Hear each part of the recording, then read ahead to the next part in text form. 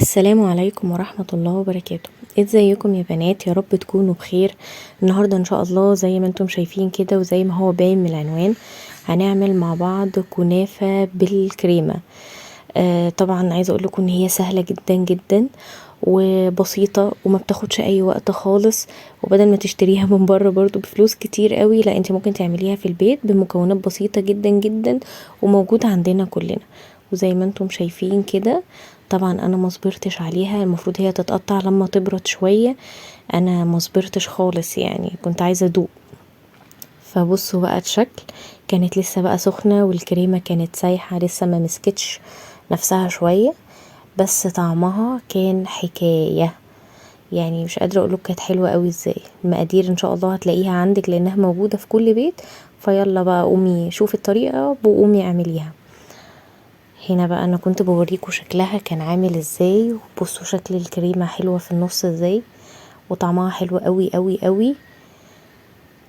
وكمان كان فيها ميزة ان الكريمة مش مسكرة، يعني مش اللي هو ايه، مش حلوة قوي فتجزع عن نفسها، لا كانت حلوة. يلا بقى نبدأ مع بعض المقادير. معانا نجيب كزرولة، معانا نحط فيها كوبايتين من السكر، والكوباية اللي حطيت بيها السكر هي الكوباية اللي هحط بيها المية، وكوباية من المية، يبقى كوبايتين سكر وكوباية من المية. لو مش بتحبي الحاجة حلوة قوي ممكن تحطي كوباية ونص بس من السكر، ومعلقة كبيرة من عسل النحل. مفروض عسل اللي هو الكلوكوز، بس انا مش عندي فحطيت عسل نحل. هنحطها على النار شوية من غير اي تقليب خالص، واول ما تبتدي تغلي هتطلع كده حاجات بيضة كده، فنشيلها كلها. كل الحاجات البيضة اللي هتطلع دي نشيلها، واول ما تغلي كده نطلع الابيض اللي فيها ده، وبعدين نعصر عليها نص ليمونة ونسيبها برضو تغلي لمدة 3 دقايق، وبعد كده هنطفي عليها ونحط كيس فانيليا بس. نيجي هنا بقى، عندي نص كيلو من الكنافة. بتجيبي نص كيلو كنافة وتحطي، لو انتي مثلا هتعمليها مثلا النهاردة لازم تحطيه في الفريزر شوية علشان تعرفي تفكيه زي ما انا بعمل كده.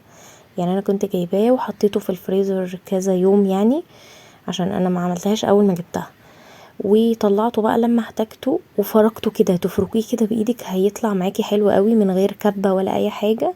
هتفركيه هتلاقي بقى كويس معاكي، والشعراية نفسها بقت قصيرة، يعني شعراية الكنافة نفسها بقت قصيرة كده وحلوة.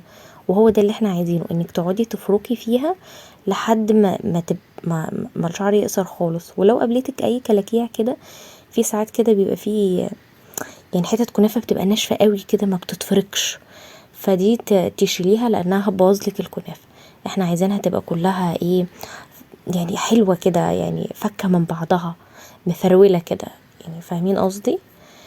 بس فهنفضل بقى نفرول فيها كده بالشكل ده، وكده خلاص انا خلصت الكمية كلها. وبصي الشعراية نفسها بقت قصيرة ازاي بتاعة الكنافة، واي حاجة بتقابلني بروح شايلها على طول. هنا بقى نيجي للخطوة اللي بعد كده. معانا كوباية من السمنة، يفضل طبعا ان هي تبقى سمنة بلدي، بس لو ما عندكيش اعملي بالموجود يعني. كوباية من السمنة، وهنفضل نفرك كده وندعك في الكنافة كلها بالسمنة. انا حطيت نص الكوباية وهفضل ادعك فيها شوية، اللي هو ايه، تقعدي تبسيها كده. يعني عارفة انت كلمة تبسيها؟ كأنك بتبسي الكحك. عارفة لما بنيجي نعمل كحك ونقعد نفرك فيه كده عشان السمنة تدخل فيه كله وتتغلل فيه كله، او انا ابتديت كده اعمل، وضفت نص الكوباية التانية، وابتدي برضو اعمل نفس الحكاية عشان اتأكد ان كل فتفوتة في الكنافة وصل لها السمنة بتاعتي. وهنا بقى خلاص كنت بتأكد ان كله وصل، وعمالة افرك فيها كده وافكها من بعضها. انا كنت حاسة اني خلاص كل كنافة بقت خلاص يعني وصل لها السمنة بتاعتي اهو كده تمام.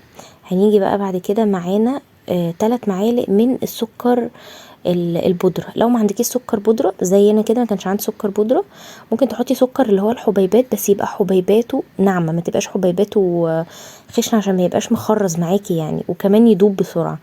فكرة السكر على الكنافة ان هي السكر هيكرمل، فهيديكي طعم، مش طعم، هيديكي لون، هيدي الكنافة لون. يعني السكر لما يكرمل لما تدخل الفرن هيدي للكنافة لون حلو. نيجي بقى للخطوة اللي بعد كده. هيبقى معانا صينية مقاس 26، الصينية دي مقاس 26. هندهنها كويس قوي قوي بالسمنة، يعني تبقى ايدك حلوه كده وانتي بتدهنيها علشان ما تلزقش منك، وعشان لما تيجي تقلبيها تطلع معاكي بسهوله. وهنحط بقى نص الكنافه بتاعتنا من تحت زي ما انتم شايفين كده، زي ما انا بعمل.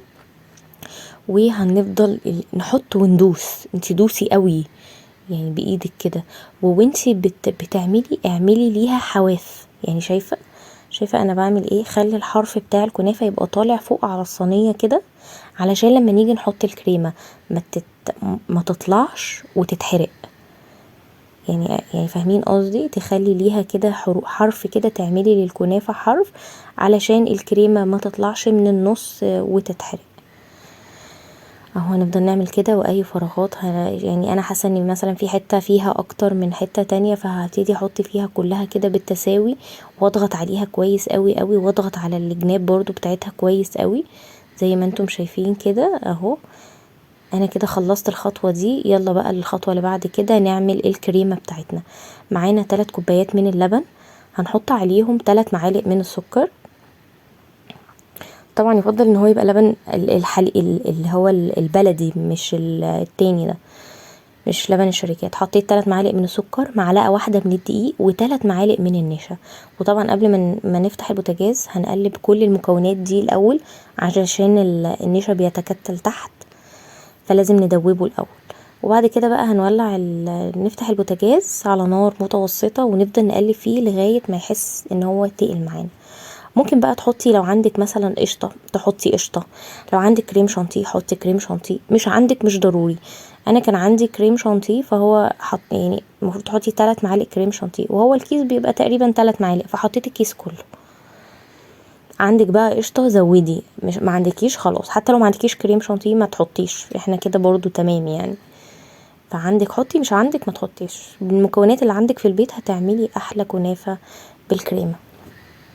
اهو هو كده خلاص، يعني ابتدى يتقل معايا وابتدى هو يغلي، طالما بيطلع فقاقيع كده يبقى هو غلي، والنشا استوى والدقيق استوى. هناخده بقى وهو سخن كده من على النار على الكنافه. يعني بصوا اهو، بصوا شايفين الدخان، البخار اهو زي ما انتم شايفين كده، وهو سخن تحطيه على الكنافه على طول. وهنسيبه بقى لما يبرد، يعني هنسيبه شويه يبرد براحته خالص علشان اقدر احط الطبقه اللي من فوق. اهو بصوا بحط ايدي مفيش حاجه اتحركت من مكانها، عشان اقدر احط الطبقه اللي من فوق واضغط عليها. بس برضو وانتي بتضغطي ما تضغطيش جامد، يعني هنضغط كده ضغطه حلوه بحيث ان الكنافه تتساوى كلها مع بعضها، بس ما نضغطش جامد قوي يعني. اهو انا كده حطيت كل الباقي الكنافه اللي معايا، وهبتدي بقى ايه اساوي الصينيه. اهو زي ما انتم شايفين كده بساوي وبضغط، ولا الكنافه الكريمه طلعت منها ولا اي حاجه. اهو زي ما انتم شايفين كده.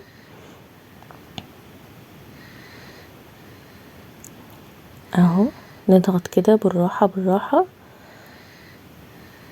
بس كده. وطبعا الحروف اللي انا كنت مطلعاها لفوق شويه هي اندمجت مع اللي انا حطيته من فوق، وكده بقى تمام. هندخلها بقى الفرن، هنحطها في النص على درجه حراره 200 لمده 25 دقيقه ل 30 دقيقه، يعني من 25 دقيقه لنص ساعه بالظبط. هتلاقيها خلاص احمرت معاكي من تحت، والحروف احمرت، يعني اول ما تشوف الحروف كده احمرت وابتدت تبعد عن الصينيه كده شويه، تعرفي ان هي خلاص اتعملت من تحت. هتروحي فاتحه بس الشوايه عليها شويه تاخد لون من فوق بالشكل الجميل ده وخلاص. وبعد كده تطلعيها. حطيت انا بقى دلوقتي شربات عليها من فوق، وهي سخنه، طبعا الشربات كان بارد وهي سخنه، فحطيت عليها الشربات بتاعها. وبعد كده قلبتها زي ما انتم شايفين كده، ورحت حاطه بقى باقي الشربات من فوق. طبعا بتحطي الكميه اللي انت عايزاها، عايزه تزودي الشربات زودي، مش عايزه تزودي خلاص. عايزه اقولك ان هي كانت حلوه قوي قوي قوي، والشربات كان مظبوط، وحقيقي كانت جميله.